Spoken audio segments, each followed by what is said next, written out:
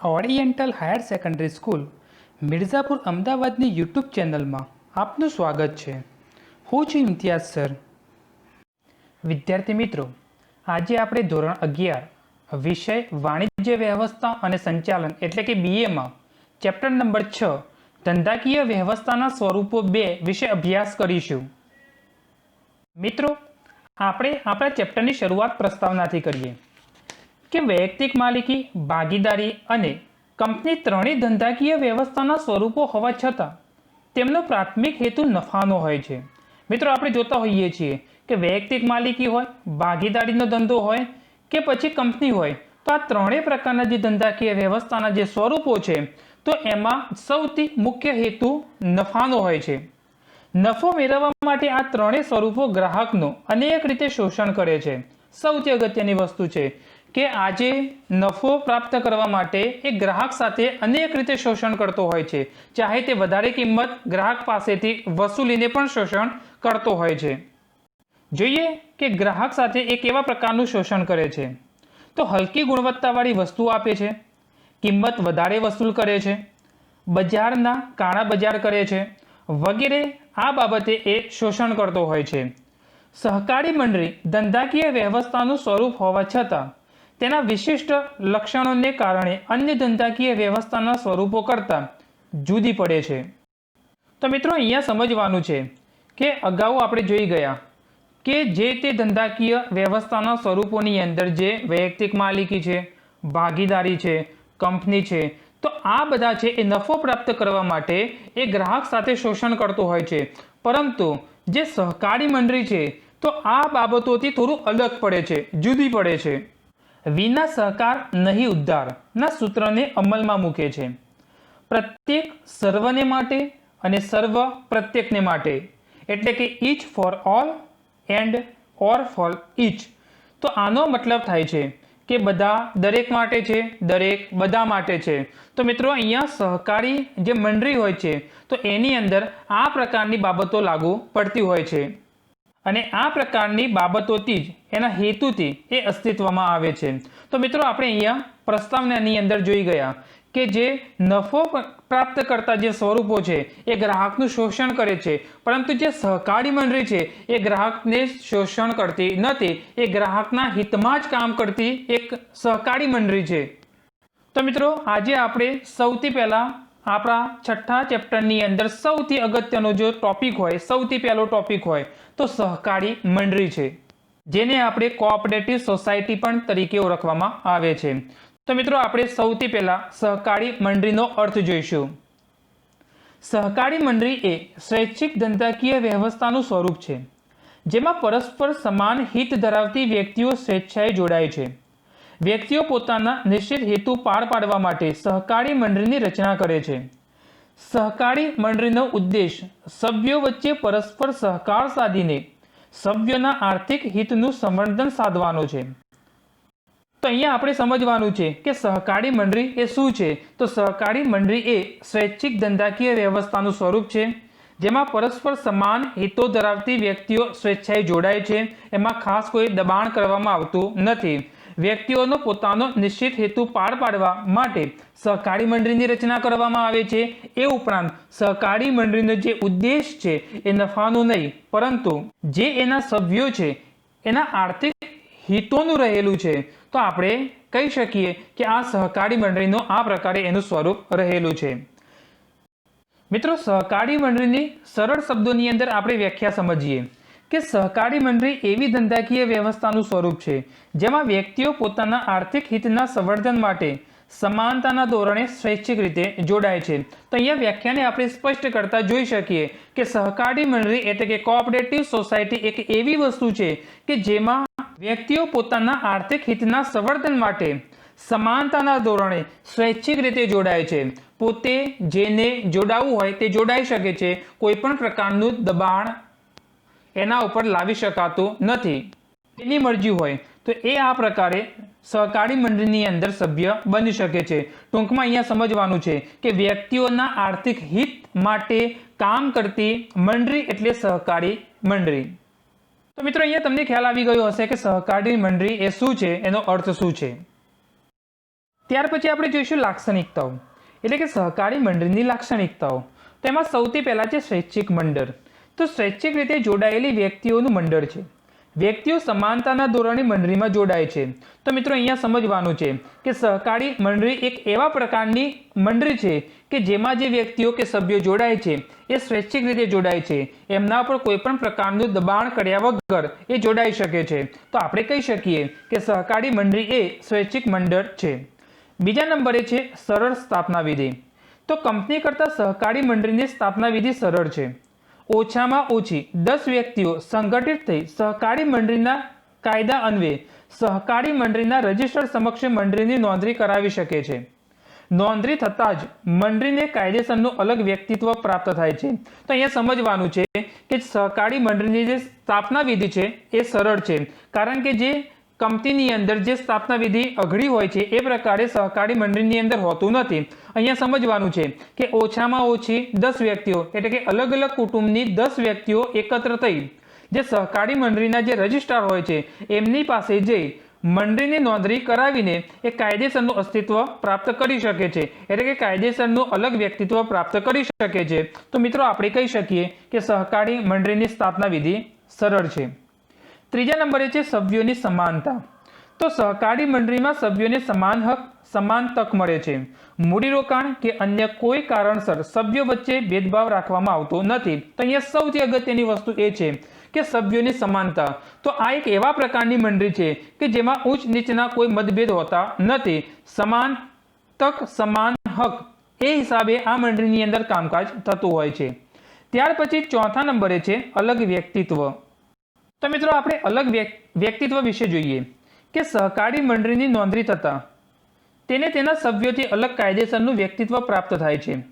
સભ્યપદની પ્રાપ્તિ કે સભ્યપદના અંતથી તેના અસ્તિત્વ ઉપર કોઈ અસર થતી નથી. તો અહીંયા સમજવાનું છે કે જ્યારે ઓછામાં ઓછા 10 વ્યક્તિઓ એકત્રિત થઈ સહકારી મંડળીના રજિસ્ટર્ડ પાસે જ્યારે નોંધણી કરાવે છે ત્યારે તે તેના સભ્યોથી અલગ કાયદેસરનું વ્યક્તિત્વ પ્રાપ્ત થાય છે અને સભ્યપદની પ્રાપ્તિ કે સભ્યપદના અંતથી તેના અસ્તિત્વ ઉપર કોઈ અસર થતી નથી. ત્યાર પછી પાંચમા નંબરે છે લોકશાહી વહીવટ. સૌથી અગત્યનું છે મિત્રો લોકશાહી. તો તમે લોકશાહી વિશે તો જાણો જ છો. જેવી રીતે કે આપણો દેશ એ લોકશાહી દેશ છે. તો લોકશાહીની અંદર કેવું હોય છે કે લોકોથી, લોકો વડે અને લોકો દ્વારા ચાલતું શાસન. તો એવી જ રીતે સહકારી મંડળીની અંદર જે વહીવટ થાય છે તો એ વહીવટ પણ લોકશાહી છે, એટલે કે લોકશાહી વહીવટ. તો સભ્યોએ ચૂંટેલા પ્રતિનિધિઓ મંડળીનું સંચાલન કરે છે. કંપનીમાં શેર દીઠ મતાધિકાર હોય છે. મિત્રો અહીંયા સમજજો, શેર દીઠ મતાધિકાર હોય છે, પરંતુ સહકારી મંડળીમાં સભ્ય દીઠ મતાધિકાર હોય છે. ખાસ વસ્તુ એ છે કે કંપનીમાં શેર દીઠ મતાધિકાર, પરંતુ સહકારી મંડળીમાં સભ્ય દીઠ મતાધિકાર હોય છે. ખાસ વસ્તુ અહીંયા સમજવાની છે. સહકારી મંડળીમાં મૂડીને નહીં પરંતુ માનવીને મહત્વ આપવામાં આવે છે. સૌથી અગત્યનું છે કે કંપનીની અંદર તો નફાને મહત્વ આપવામાં આવે છે, મૂડીને મહત્વ આપવામાં આવે છે, પરંતુ સહકારી મંડળી એક એવી મંડળી છે કે જેમાં માનવીને મહત્વ આપવામાં આવે છે. વહીવટી સમિતિ માટે ચૂંટણીમાં કોઈ પણ સભ્ય ઉમેદવારી કરી શકે છે, વહીવટમાં પણ ભાગ લઈ શકે છે. કંપની સ્વરૂપ કરતાં મંડળીમાં સાચે જ લોકશાહી રીતે વહીવટ થાય છે. આથી સહકારી મંડળીને લોકશાહીની તાલીમ શાળા પણ કહેવામાં આવે છે. મિત્રો અહીંયા સમજજો કે જે સહકારી મંડળીને લોકશાહીની તાલીમ શાળા પણ કહેવામાં આવે છે. કેમ? કારણ કે અંદર જે વહીવટ થાય છે એ વહીવટ કેવો હોય છે? એ લોકશાહીની ઢબે વહીવટ થતો હોય છે. એટલા માટે લોકશાહીની તાલીમ શાળા પણ કહેવામાં આવે છે. ત્યાર પછી છઠ્ઠી લાક્ષણિકતા છે સેવાનો મુખ્ય હેતુ. સૌથી અગત્યનું છે કે મિત્રો આનો જે હેતુ છે એ સેવાનો હોય છે. તો સહકારી મંડળીનો મુખ્ય હેતુ સભ્યોની સેવાનો છે. નફાનો હેતુ ગૌણ છે. સેવાના હેતુ દ્વારા સભ્યોના આર્થિક ઉત્કર્ષ કરવાનો છે. સભ્યોનું જીવન ધોરણ ઊંચું આવે અને તેઓ આશ્રય બને તે માટેના પ્રયત્નો સહકારી મંડળી કરે છે. ઉદાહરણ તરીકે આપણે જોઈએ કે ગ્રાહકોની સહકારી મંડળીનો ઉદ્દેશ સભ્યોને યોગ્ય ગુણવત્તાવાળી વસ્તુઓ વાજબી કિંમતે પૂરી પાડવાનો છે। તો અહીંયા સમજવાનું છે કે આપણે જોઈએ છે કે ભાગીદારી હોય કે વૈયક્તિક માલિકીનો ધંધો હોય કે પછી કંપની હોય તો આનો હેતુ શાના માટેનો હોય છે? નફા માટેનો હોય છે। પરંતુ સહકારી મંડળી એક એવી મંડળી છે કે જેનો મુખ્ય હેતુ સેવાનો હોય છે અને ગૌણ હેતુ નફાનો હોય છે। તો મિત્રો તમે જોઈ શકો છો, જાણી શકો છો, સમજી શકો છો કે સહકારી મંડળીનો જે હેતુ છે એ સેવાનો મુખ્ય હેતુ રહેલો છે। ત્યાર પછી 7મા નંબરે છે નફાની યોગ્ય વહેંચણી। તો આપણે જોઈએ કે નફાની યોગ્ય વહેંચણી એ સહકારી મંડળીની અંદર જોવા મળતી હોય છે। તો મુખ્ય હેતુ સેવાનો હોવા છતાં આવકનો વધારો થાય તો આવો નફો મંડળીના સભ્યો વચ્ચે કાયદાની જોગવાઈઓને આધીન રહી ડિવિડન્ડ તરીકે વહેંચવામાં આવે છે। બાકી વધતો નફો સભ્યો કે સમાજના કલ્યાણ માટે વપરાય છે। તો મિત્રો અહીંયા સમજવાનું છે કે સહકારી મંડળીનો હેતુ એ સેવાનો છે, પરંતુ ઉપરાંત જો આવકનો વધારો થાય તો જે સભ્યો છે એમની વચ્ચે કાયદાની જોગવાઈને આધીન રહી ડિવિડન્ડ તરીકે વહેંચણી કરવામાં આવે છે અને બાકી વધતો જે નફો છે એ સમાજના કલ્યાણ માટે વાપરવામાં આવતો હોય છે। તો આપણે કહી શકીએ કે નફાની યોગ્ય વહેંચણી એ સહકારી મંડળીની અંદર થતું હોય છે। ત્યાર પછી 8મા નંબરે છે શેરની ઓછી કિંમત। સૌથી અગત્યની છે કે જે શેર હોય છે એની કિંમત ઓછી હોય છે।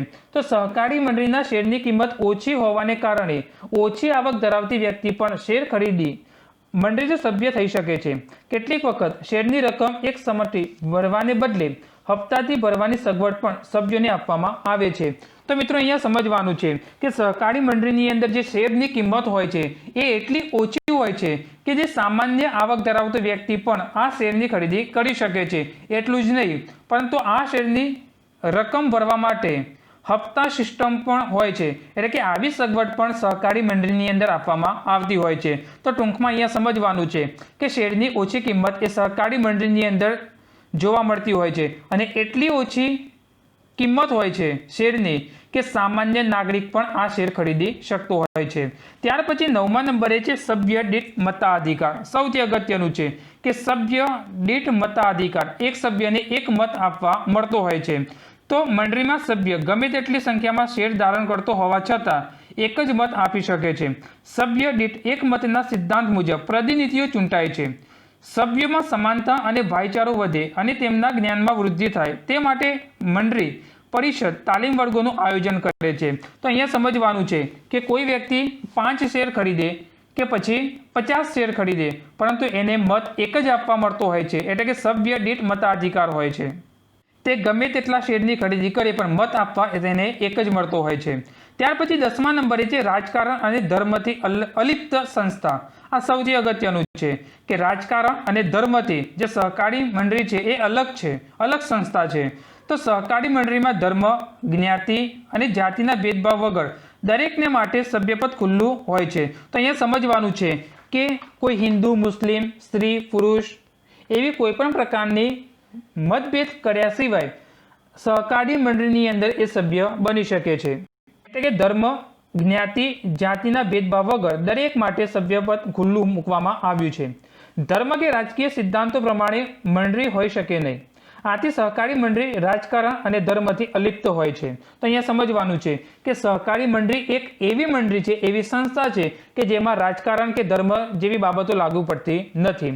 ત્યાર પછી 11મા નંબરે છે અનિયંત્રિત સભ્ય સંખ્યા। તો અહીંયા સમજવાનું છે વધુને વધુ વ્યક્તિઓ મંડળના સભ્ય બની તેમના આર્થિક હિતોનું સંવર્ધન કરી શકે તે ઉદ્દેશથી સભ્ય સંખ્યા ઉપર કોઈ નિયંત્રણ નથી। તો અહીંયા સૌથી અગત્યની વસ્તુ અહીંયા સમજજો તમે કે જ્યારે સભ્ય સંખ્યાની વાત કરીએ છીએ તો ઓછામાં ઓછા અલગ અલગ કુટુંબના 10 સભ્યો અને વધુમાં વધુ ઉપર કોઈ નિયંત્રણ નથી। ગમે તેટલા સભ્યો આ મંડળીની અંદર જોડાઈ શકે છે। મિત્રો યાદ રાખજો, પરીક્ષાની અંદર પૂછાય છે ઓછામાં ઓછા 10 વ્યક્તિઓ એ પણ અલગ અલગ કુટુંબના હોવા જોઈએ અને વધુમાં વધુ કોઈ નિયંત્રણ નથી, એટલે કે અનિયંત્રણ સભ્ય સંખ્યા હોય છે સહકારી મંડળીમાં। તો મિત્રો આ પ્રકારે સહકારી મંડળીની લાક્ષણિકતાઓના કુલ 11 મુદ્દાઓ રહ્યા છે। ત્યાર પછી આપણે જોઈશું ફાયદા, એટલે કે સહકારી મંડળીના ફાયદા શું રહેલા છે, તો એના મુદ્દાઓ વિશે આપણે અભ્યાસ કરીએ। તેમાં સૌથી પહેલા છે સરળ સ્થાપના વિધિ। મિત્રો અગાઉ આપણે લાક્ષણિકતાની અંદર જોઈ ગયા, એ જ પ્રમાણે આ ફાયદાની અંદર મુદ્દો આપેલો છે, સેમ મુદ્દો છે કે સરળ સ્થાપના વિધિ. તો સહકારી મંડળીની સ્થાપના માટે લાંબી કાયદાકીય વિધિની જરૂર હોતી નથી. માત્ર 10 વ્યક્તિઓ સ્વૈચ્છિક રીતે સંગઠિત થઈ સહકારી મંડળીના રજિસ્ટર પાસે નોંધણી કરાવી શકે છે કે જેની સ્થાપના વિધિ કેવી છે, સરળ છે. મિત્રો, અગાઉ મુદ્દો હતો લાક્ષણિકતાની અંદર, એનો એ જ મુદ્દો છે, રિપીટ થયો છે. ત્યાર પછી બીજા નંબરે છે કાયમી અસ્તિત્વ. તો સહકારી મંડળી તેની નોંધણી થતાં જ તેના સભ્યોથી અલગ કાયદેસરનું અસ્તિત્વ મળે છે. સભ્યોના મૃત્યુ, નાદારી કે રાજીનામું આપવાને કારણે મંડળીના અસ્તિત્વને આંચ આવતી નથી, એટલે કે મંડળીના અસ્તિત્વ ઉપર કોઈ અસર થતી નથી. તો આ અર્થમાં મંડળી લાંબુ આયુષ્ય ભોગવે છે. તો જે સહકારી મંડળી છે એનું જે અસ્તિત્વ છે, એનું જે આયુષ્ય છે એ કાયમી છે, લાંબુ છે. એટલે કે કોઈ સભ્યો મૃત્યુ પામે, નાદારી કે રાજીનામું આપે તો એની અસર સહકારી મંડળી પર થતી નથી. માટે આપણે કહી શકીએ કે કાયમી અસ્તિત્વ ધરાવે છે. ત્યાર પછી ત્રીજા નંબરે છે ખુલ્લું સભ્યપદ. તો સમાન હિત ધરાવતી વ્યક્તિઓ માટે સભ્યપદ ખુલ્લું હોય છે. આપણે અગાઉ જોઈ ગયા લાક્ષણિકતાની અંદર એ જ પ્રમાણે કે ધર્મ, જાતિ, જ્ઞાતિ કે આર્થિક સ્થિતિ સભ્યપદ મેળવવામાં અવરોધરૂપ બનતી નથી. એટલે કે કોઈ પણ પ્રકારનો ધર્મ કે વગેરે જેવી બાબતો આ સહકારી મંડળીની અંદર લાગુ પડતું નથી. એટલે કે જ્ઞાતિ, જાતિ વગેરે જેવી બાબતો સહકારી મંડળીની અંદર અવરોધરૂપ બનતી નથી. તો ટૂંકમાં અહીંયા સમજવાનું છે કે હિન્દુ, મુસ્લિમ, શીખ, ઈસાઈ કે ગમે તે હોય, સ્ત્રી હોય કે પુરુષ હોય, આ મંડળીની અંદર તે પોતે સભ્યપદ મેળવી શકે છે. ત્યાર પછી ચોથા નંબરે છે સભ્યોની મર્યાદિત જવાબદારી. તો મંડળીના સભ્યોની જવાબદારી તેમણે મંડળીના ખરીદેલા શેર પૂરતી જ મર્યાદિત હોય છે. સૌથી અગત્યની વસ્તુ એ છે કે કોઈ પણ સભ્યે જે શેર ખરીદ્યો છે તો એ પૂરતી જ જવાબદારી મર્યાદિત રહેલી છે સહકારી મંડળીની અંદર. ત્યાર પછી પાંચમા નંબરે છે સરકારી સહાય. તો મંડળીને સભ્યલક્ષી અને સમાજલક્ષી કાર્યો કરવા માટે સરકાર દ્વારા નાણાકીય સહાય આપવામાં આવે છે. આવી સહાય લોન, અનુદાન એટલે કે સબસિડી સ્વરૂપે હોય છે. તો ટૂંકમાં અહીંયા સમજવાનું છે કે સહકારી મંડળીની અંદર સરકારી સહાય પણ આપવામાં આવતી હોય છે. એટલે કે સરકારી ગ્રાન્ટ પણ મળતી હોય છે, જેવી કે લોન સ્વરૂપે હોય છે, અનુદાન સ્વરૂપે હોય છે, સબસિડીના સ્વરૂપે હોય છે. તો અહીંયા તમારે સમજવાનું છે કે સહકારી મંડળીને સરકારી સહાય પ્રાપ્ત થતી હોય છે. આ એનો સૌથી અગત્યનો ફાયદો છે. ત્યાર પછી છઠ્ઠા નંબરે છે લોકશાહી વહીવટ. તો મિત્રો, આપણે અગાઉ જોઈ ગયા એ પ્રમાણે લાક્ષણિકતાની અંદર કે સહકારી મંડળીની અંદર જે વહીવટ હોય છે એ લોકશાહીની ઢબે થતો હોય છે. તો મંડળીના સભ્યને વ્યક્તિ દીઠ એક જ મત આપવાનો હોય છે, નિર્ણયો બહુમતીથી લેવાય છે. વગેરે સભ્યોને ચૂંટણીમાં ઊભા રહેવાનો, મત આપવાનો, ચર્ચામાં ભાગ લેવાનો અને પોતાના પ્રતિનિધિ ચૂંટવાનો અધિકાર છે. સભ્યો દ્વારા ચૂંટાયેલ કારોબારી સમિતિ લોકશાહી ઢબે મંડળીનો વહીવટ કરે છે. તો અહીંયા સમજવાનું છે કે સહકારી મંડળીનો સૌથી મોટો ફાયદો એ છે કે જે વહીવટ હોય છે એ લોકશાહીની ઢબે હોય છે. એટલે કે ચૂંટણીમાં ઊભા રહેવાનો, મત આપવાનો, ચર્ચામાં ભાગ લેવાનો, પોતાના પ્રતિનિધિને ચૂંટવાનો અધિકાર, એટલે કે લોકશાહીની ઢબે વહીવટ થતો હોય છે. ત્યાર પછી સાતમા નંબરે છે ઓછો વહીવટી ખર્ચ. સૌથી અગત્યનું છે મિત્રો. આપણે અગાઉ જોઈ ગયા કે ભાગીદારી હોય કે કંપની હોય, પરંતુ એની અંદર જે વહીવટી ખર્ચ સૌથી વધુ થતો હોય છે. પરંતુ સહકારી મંડળી એક એવી મંડળી છે, એવી સંસ્થા છે કે જેમાં વહીવટી ખર્ચ સૌથી ઓછો થતો હોય છે. તો સહકારી મંડળી કરકસરના સિદ્ધાંતોને વળેલી છે. એટલે કે કરકસરના સિદ્ધાંતો લાગુ પડતા હોય છે. સંચાલનના સભ્યોની માદદ સેવા મળે છે. વહીવટ પણ કરકસરથી ચાલે છે અને જાહેરાત ખર્ચ કરવો પડતો નથી. તો અહીંયા સમજવા જેવું છે. અહીંયા સ્વાભાવિક રીતે આપણે સમજી શકીએ છીએ કે જાહેરાત ખર્ચ ન કરવો પડે, અથવા વહીવટ કરકસરથી ચાલે છે, અથવા જે સંચાલનના જે સભ્યો હોય છે એ માદદ સેવાથી કામ કરતા હોય છે. માટે આપણે કહી શકીએ કે વહીવટી ખર્ચ કેવો હોય છે, ઓછો હોય છે સહકારી મંડળીની અંદર. ત્યાર પછી આઠમા નંબરે છે નિશ્ચિત ગ્રાહક વર્ગ. તો મોટા ભાગે સભ્યો જ ગ્રાહક હોય છે. સૌથી અગત્યની વસ્તુ આ છે, પરીક્ષાની અંદર પૂછાય છે કે સહકારી મંડળીની અંદર મોટે ભાગે સભ્યો જ ગ્રાહકો હોય છે. સભ્યો નિશ્ચિત હોય છે અને તેમને વસ્તુઓનું વેચાણ થાય છે. તો અહીંયા સમજવાનું છે કે સહકારી મંડળીની અંદર જે સભ્યો હોય છે, જેટલા સભ્યો હોય છે એ જ તેના ગ્રાહકો હોય છે. સાથે સાથે સભ્યો કેવા હોય છે, નિશ્ચિત હોય છે અને તેમને વસ્તુઓનું વેચાણ થાય છે. માટે આપણે કહી શકીએ કે નિશ્ચિત ગ્રાહક વર્ગ. નવમા નંબરે છે કે વેપારી સંસ્થાઓ સામે સબર હરીફ. તો વેપારી સંસ્થાઓ કેટલીક વાર વધુ નફો મેળવવાની લાલચમાં ભેળસેળ, છેતરપિંડી, કાળાબજાર વગેરેને પોષે છે. સહકારી મંડળી સભ્યોના ઉત્કર્ષ, સામાજિક અને આર્થિક ન્યાયની ખાતરી આપતી હોવા ઉપરાંત વેપારી સંસ્થાઓ દ્વારા આચરવામાં આવતી ગેરનીતિઓથી સહકારી મંડળી મુક્ત હોવાથી વેપારી સંસ્થાઓ સામે સબર હરીફ તરીકે ઊભી રહી શકે છે. તો મિત્રો અહીંયા સમજવાનું છે કે ઘણી વખતે જે વેપારી સંસ્થાઓ હોય છે એ વધુ નફો પ્રાપ્ત કરવા માટે અનેક પ્રકારના અખતરા કરતી હોય છે, જેવા કે ભેળસેળ, છેતરપિંડી, કાળાબજાર વગેરે બાબતોના કારણે એ પોતે ગ્રાહકો સાથે છેતરપિંડી કરતી હોય છે, ગ્રાહકો સાથે શોષણ કરતી હોય છે. પરંતુ સહકારી મંડળી એક એવા પ્રકારની સંસ્થા છે કે જેમાં આર્થિક ઉત્કર્ષ, સામાજિક આર્થિક ન્યાયની ખાતરી આપતી હોવા છતાં વેપારી સંસ્થાઓ દ્વારા આચરવામાં આવતી ગેરનીતિઓથી સહકારી મંડળી મુક્ત હોવાથી વેપારી સંસ્થાઓ સામે સબર હરીફ તરીકે ઊભી રહી શકે છે. તો મિત્રો આ સૌથી મોટો ફાયદો છે. ત્યાર પછી 10મા નંબરે છે સમાજ માટે કલ્યાણકારી પ્રવૃત્તિ. આ સૌથી અગત્યનું છે કે સમાજ માટે જો કલ્યાણકારી પ્રવૃત્તિ હોય તો એ છે સહકારી મંડળી. તો સહકારી મંડળીઓ તેમના નફા અને અનામત ભંડોળમાંથી સમાજ માટે કલ્યાણકારી પ્રવૃત્તિઓ હાથ ધરે છે. ઓછા મૂલ્યે અથવા વિના મૂલ્યે તબીબી નિદાન કેમ્પ યોજે છે, દવાખાના, શાળા, બાગ બગીચાની સેવા ઊભી કરે છે અને જાળવણીની વ્યવસ્થા કરે છે. તો અહીંયા આપણે સમજવાનું છે કે સમાજ માટે જો કલ્યાણકારી પ્રવૃત્તિ હોય એ છે સહકારી મંડળી, કારણ કે એનો જે હેતુ છે એ સેવાનો છે અને નફાનો હેતુ ગૌણ રહેલો છે. ત્યાર પછી વધારે જો નફો પ્રાપ્ત થાય તો સભ્યો વચ્ચે વહેંચવામાં આવે છે અને જો એના કરતાં પણ વધારે નફો પ્રાપ્ત થાય તો એ નફો છે એ સમાજ માટે વાપરવામાં આવે છે. જેવી રીતે કે મફતમાં જે નિદાન કેમ્પ હોય છે એનું આયોજન કરવામાં આવે છે. ત્યાર પછી દવાખાના ઊભા કરવામાં આવતા હોય છે, શાળાની અંદર પૈસા આપતી હોય છે, શાળાઓ ઊભી કરતી હોય છે, બાગ બગીચાઓ ઊભા કરતી હોય છે. તે ઉપરાંત તેની જાળવણીની વ્યવસ્થા પણ આ સહકારી મંડળીઓ કરતી હોય છે. માટે આપણે કહી શકીએ કે સમાજ માટે એક કલ્યાણકારી પ્રવૃત્તિ છે. ત્યાર પછી 11મા નંબરે છે લોકશાહીની તાલીમ શાળા. તો મંડળીના સંચાલનમાં લોકશાહીનું પ્રાધાન્ય છે. મૂડી કરતાં માનવીને મહત્વ આપવામાં આવે છે. સભ્યોનું મહત્વ જળવાઈ રહેતું હોવાથી લોકશાહી જીવંત રહે છે. આથી સહકારી મંડળી લોકશાહી વ્યવસ્થાના આદર્શ સિદ્ધાંતનું શિક્ષણ આપતી તાલીમ શાળા છે.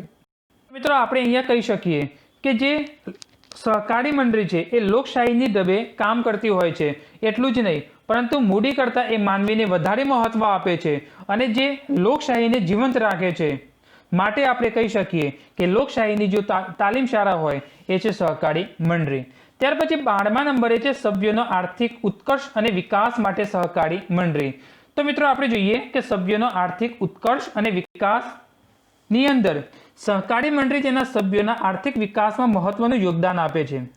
ઉદાહરણ તરીકે આપણે જોઈએ તો ગ્રાહકોને સહકારી મંડળીઓ સભ્યોને રોજબરોજના વપરાશની યોગ્ય ગુણવત્તાવાળી વસ્તુઓ વાજબી ભાવે પૂરી પાડે છે.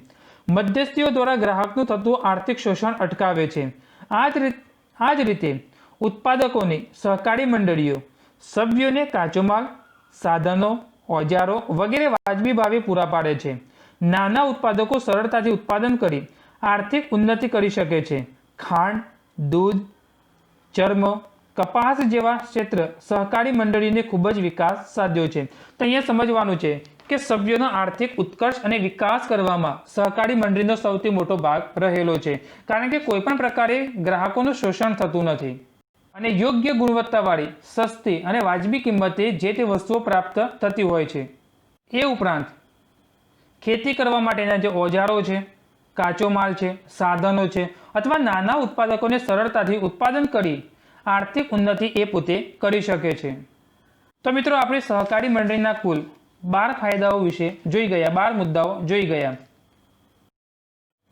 ત્યાર પછી આપણે જોઈશું મર્યાદાઓ, એટલે કે સહકારી મંડળીની મર્યાદાઓ.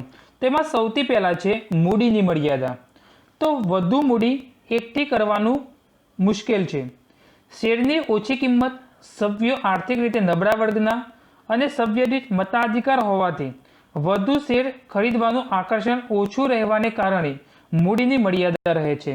તો મિત્રો અહીંયા ફાયદાઓની સાથે સાથે કેટલીક મર્યાદાઓ પણ રહી છે. એમાં સૌથી પહેલા છે મૂડીની મર્યાદા. તો સહકારી મંડળી એક એવી મંડળી છે, એવી સંસ્થા છે કે જેમાં જે મૂડી હોય છે એની મર્યાદા જોવા મળતી હોય છે, મૂડી ઓછી પ્રાપ્ત થતી હોય છે, મૂડી ઓછી એકત્રિત કરી શકતા હોઈએ છીએ, માટે આપણે કહી શકીએ કે મૂડીની મર્યાદા.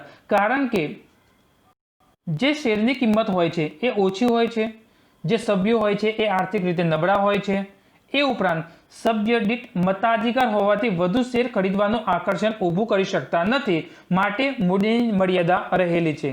ત્યાર પછી બીજા નંબરે છે કાર્યક્ષમ વહીવટનો અભાવ. આ પણ સૌથી અગત્યનું છે કે સભ્યોના પ્રતિનિધિ તેવા મંડળીના સંચાલકો માનદ સેવા આપે છે.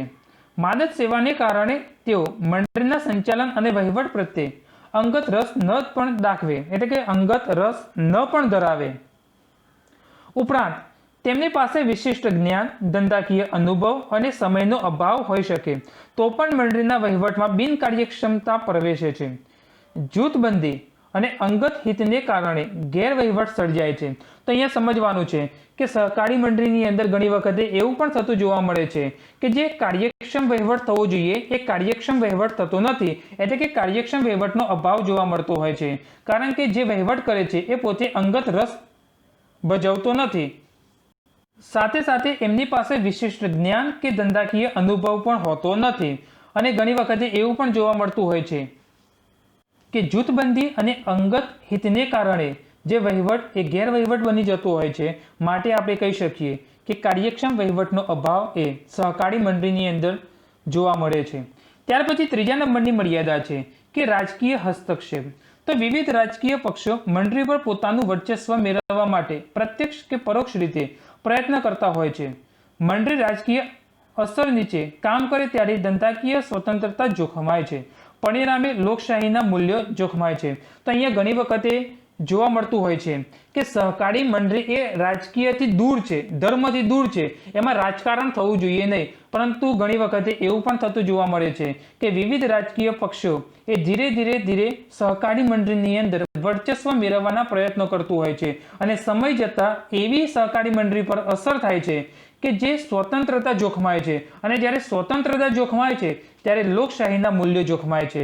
માટે આપણે કહી શકીએ કે રાજકીય હસ્તક્ષેપના કારણે સહકારી મંડળીનો જે પાયો છે એનો અંત આવે છે. તો આની પણ આપણે મર્યાદા કહી શકીએ. ત્યાર પછી ચોથા નંબરે છે સભ્યો વચ્ચે અસહકાર. આ સૌથી અગત્યનું છે કે સભ્યો વચ્ચે જ્યારે અસહકાર થાય ત્યારે સહકારી મંડળી પર અસર થતી હોય છે. તો મંડળીના સભ્યોમાં વફાદારીનો અભાવ હોય, સભ્યોમાં પરસ્પર કુસંપ, સંઘર્ષ, જૂથબંધી, સ્વાર્થ વૃત્તિ પ્રવેશે ત્યારે સહકારની સંસ્થાઓ, એટલે કે સહકારની જે સંસ્થાઓ છે એ અસરકારકનું નિર્માણ થાય છે. એટલે કે અહીંયા સમજવાનું છે કે જે સહકારી મંડળીના જે સભ્યો છે તો એમની વફાદારીનો અંત આવી જાય, પરસ્પર કુસંપ એટલે કે અંદરો અંદર ઝઘડાઓ થાય, સંઘર્ષ થાય, જૂથબંધી થાય, સ્વાર્થ વૃત્તિને અપનાવે. તો આવી જ્યારે પરિસ્થિતિ થાય છે ત્યારે સહકારી મંડળીનો અંત આવી જતો હોય છે. અને જ્યારે આ બધી પરિસ્થિતિ ઊભી થાય ત્યારે સહકારી મંડળી સમાન હિત ધરાવતી વ્યક્તિઓનું સંગઠિત હોવા છતાં સહકારના લાભ મેળવી શકતા નથી. તો મિત્રો આપણે કહી શકીએ કે જ્યાં સુધી સભ્યો વચ્ચે સહકાર છે ત્યાં સુધી સહકારી મંડળી બરાબર ચાલે છે, પરંતુ સભ્યો વચ્ચે જ્યારે અસહકાર ઊભો થયો તરત જ સીધી અસર મંડળી ઉપર થતી હોય છે અને ખરેખર જે સહકારના જે લાભ મેળવવા જોઈએ એ મેળવી શકતા નથી. માટે આપણે કહી શકીએ કે આ પણ એક મર્યાદા રહેલી છે. તો મિત્રો આમ કુલ સહકારી મંડળીની કુલ 4 મર્યાદાઓ રહેલી છે. તો મિત્રો આપણે આજના વિડીયોની અંદર સહકારી મંડળીનો અર્થ, તેની લાક્ષણિકતાઓ, તેના ફાયદાઓ, તેની મર્યાદાઓ વિશે આપણે જોઈ ગયા. બિલકુલ સરળ મુદ્દાઓ છે, પરીક્ષાની અંદર પૂછાય તેવા મુદ્દાઓ છે. તો આ જે મુદ્દાઓ છે એ મુદ્દાઓની સંખ્યા પણ ખરેખર વધારેમાં વધારે છે. તો મિત્રો તમારે આ મુદ્દાઓને ધ્યાનથી યાદ રાખવાના છે કે એકબીજાની અંદર મુદ્દાઓ ન જતા રહે. હા તો વિદ્યાર્થી મિત્રો, જો તમને અમારો આ વિડીયો પસંદ આવ્યો હોય તો લાઈક કરો, શેર કરો અને સબસ્ક્રાઈબ કરો, જેથી આવનારા નવા વિડીયોઝને તમે જોઈ શકો. Thank you.